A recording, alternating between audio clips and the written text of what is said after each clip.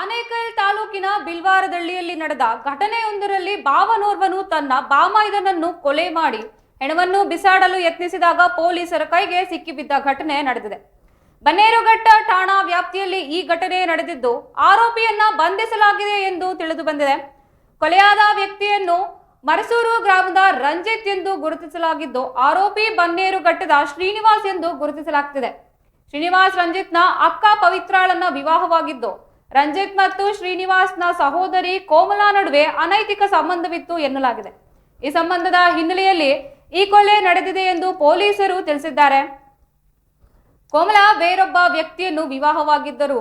ಆಕೆಯ ತನ್ನ ಗಂಡನನ್ನು ತೊರೆದು ರಂಜಿತ್ನೊಂದಿಗೆ ಓಡಿ ಹೋಗಿದ್ದಳು. ಈ ವಿಚಾರವಾಗಿ ಕುಟುಂಬಸ್ಥರ ನಡುವೆ ಜಗಳ ನಡೆದಿತ್ತು. ಈ ಹಿನ್ನೆಲೆಯಲ್ಲಿ ಶ್ರೀನಿವಾಸ್ ರಂಜಿತ್ನನ್ನು ಎಚ್ಚರಿಸಿದ್ದ. ಆದರೆ ಈ ವಿಚಾರವಾಗಿ ಇಬ್ಬರ ನಡುವೆ ಮನಸ್ತಾಪ ಉಂಟಾಗಿ ಶ್ರೀನಿವಾಸ್ ರಂಜಿತ್ನನ್ನು ಕೊಲೆ ಮಾಡಿದ್ದಾನೆ ಎನ್ನಲಾಗ್ತಿದೆ. ನಿನ್ನೆ ಸಂಜೆ 4 ಗಂಟೆಗೆ ಬಿಲ್ವಾರದಳ್ಳಿಯಲ್ಲಿ ಹೆಣವನ್ನು ಬಿಸಾಡಲು ಯತ್ನಿಸುತ್ತಿದ್ದಾಗ ಖಚಿತ ಮಾಹಿತಿಯ ಮೇರೆಗೆ ದಾಳಿ ನಡೆಸಿದ ಪೊಲೀಸರು ಆರೋಪಿಯನ್ನ ಬಂಧಿಸಿದ್ದಾರೆ. ಬನ್ನೇರುಘಟ್ಟ ಪೊಲೀಸರು ಆರೋಪಿಯನ್ನ ಬಂಧಿಸಿ ಪ್ರಕರಣ ದಾಖಲಿಸಿಕೊಂಡು ತನಿಖೆ ಕೂಡ ನಡೆಸ್ತಾ ಇದ್ದಾರೆ. ಶ್ರೀನಿವಾಸ್ನನ್ನ ವಿಚಾರಣೆಗೆ ಒಳಪಡಿಸಿದಾಗ ಕೊಲೆ ಮತ್ತು ಇತರ ಹಲವು ವಿಷಯಗಳು ಬೆಳಕಿಗೆ ಬರಲಿದೆ ಎಂದು ಪೊಲೀಸರು ಕೂಡ ತಿಳಿಸಿದ್ದಾರೆ.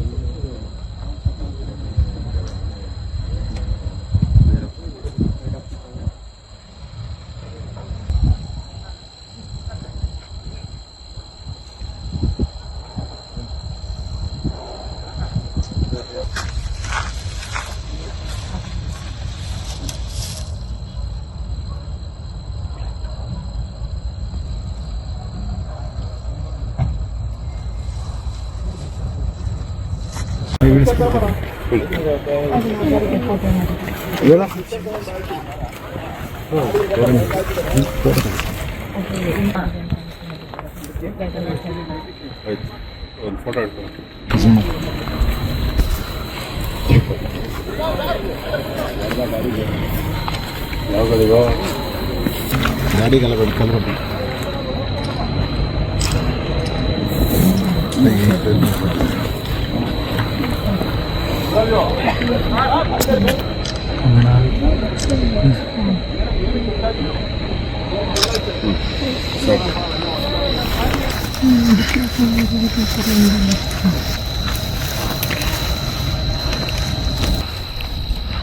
ಸರಿಯಾಗಿ ಘಟನೆ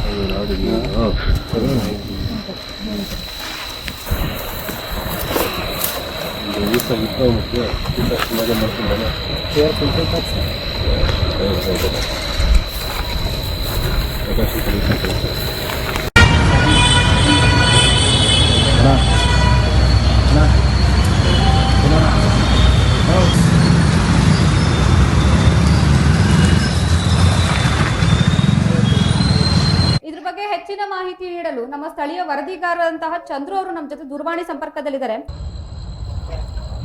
ಎಸ್ ಚಂದ್ರು ಅವರೇ, ಇದ್ರ ಬಗ್ಗೆ ಏನಿದೆ ಹೆಚ್ಚಿನ ಮಾಹಿತಿ ಕೊಲೆ ಪ್ರಕರಣದ ಬಗ್ಗೆ? ಇದು ಬನ್ನೇರುಘಟ್ಟ ಪೊಲೀಸ್ ಆನೇಕಲ್ನ ತಾಲೂಕಿನ ಬನ್ನೇರುಘಟ್ಟ ಪೊಲೀಸ್ ಠಾಣಾ ವ್ಯಾಪ್ತಿಯಲ್ಲಿ ಒಂದು ಘಟನೆ ನಡೀತಕ್ಕಂಥದ್ದು.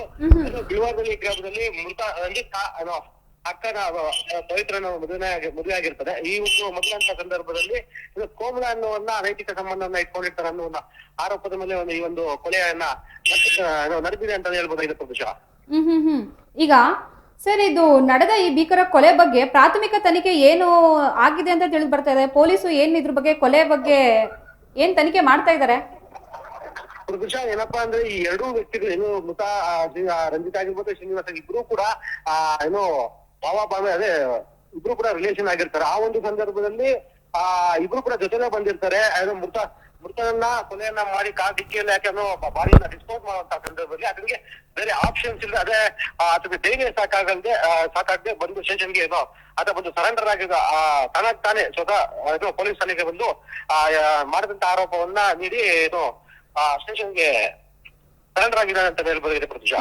ಈ ಕೊಲೆ ಬಗ್ಗೆ ಹೆಣನ ಸಾಗಿಸ್ತಿದ್ದಾಗ ಪೊಲೀಸರು ಇದ್ರ ಖಚಿತ ಮಾಹಿತಿ ಮೇಲೆ ಬಂದು ಅದು ಕೊಲೆ ಬಗ್ಗೆ ಅರೆಸ್ಟ್ ಮಾಡಿದಾರೆ ಅಂತ ಕೊಟ್ಟಿದಾರಲ್ಲ, ವರದಿ ಆಗಿದೆಯಲ್ಲ, ಅವ್ರಿಗೆ ಖಚಿತವಾಗಿ ಮಾಹಿತಿ ಕೊಟ್ಟಿರೋದಾದ್ರು ಯಾರು? ಪ್ರತಿಶಾ ಏನು ಆರೋಪಿ ಆತನೇ ಕೊಲೆಯನ್ನ ಮಾಡಿ ಪೊಲೀಸ್ ಠಾಣೆಗೆ ಬಂದು ಸರೆಂಡರ್ ಆಗಿರತಕ್ಕಂಥದ್ದು. ಮತ್ತೆ ಈಗಾಗಲೇ ಪೊಲೀಸ್ ಇಲಾಖೆ ಒಂದಷ್ಟು ವಿಚಾರಗಳನ್ನ ಗಂಭೀರ ಪರಿಗಣಿಸಿ ಒಂದು ವಿಚಾರವನ್ನ ಈಗ ಆತನೇ ಕೊಲೆ ಮಾಡಿದನ ಅಥವಾ ಬೇರೆ ಯಾರು ಕೊಲೆ ಮಾಡಿದಾರ, ಮತ್ತೆ ಈತನ ಜೊತೆ ಯಾರ ಸಹಕಾರರು ಭಾಗಿಯಾಗಿದ್ರು ಅನ್ನುವ ಒಂದು ಪತ್ತೆಗಾಗಿ ಈಗಾಗಲೇ ಪೊಲೀಸ್ ಇಲಾಖೆ ಕ್ರಮವನ್ನು ಕೈಗೊಂಡಿದ್ದಾರೆ ಅಂತ ಹೇಳ್ಬೋದಾಗಿದೆ ಪ್ರತಿಶಾ.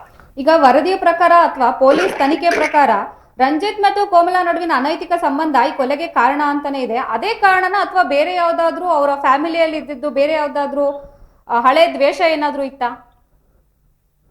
ಈ ಒಂದು ವಿಚಾರಕ್ಕೆ ಸಂಬಂಧಿಸಿದ ಸಾಕಷ್ಟು ಬಾರಿ ಈ ಹಿಂದೆ ಒಂದಷ್ಟು ಕುಟುಂಬ ಮಟ್ಟದಲ್ಲಿ ಒಂದಷ್ಟು ಪ್ರಾಥಮಿಕವಾಗಿ ಒಂದಷ್ಟು ಮಾತುಕತೆಗಳಾಗಿರ್ತವೆ.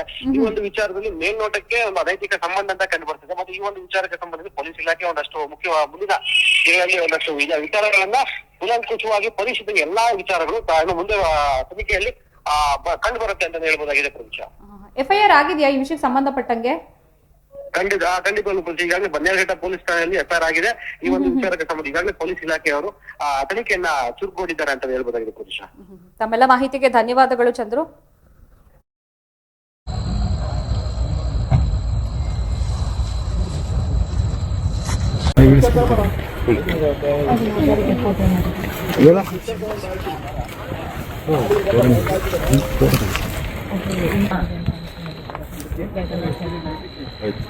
ಒಂದು ಫೋಟೋ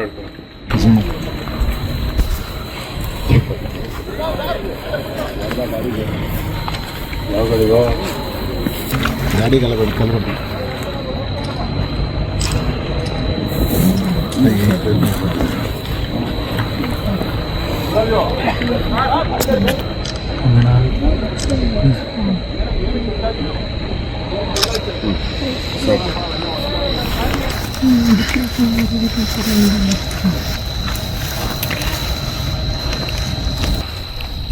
ಇನ್ನು ಸರಿಯಾಗಿ ಘಟನೆ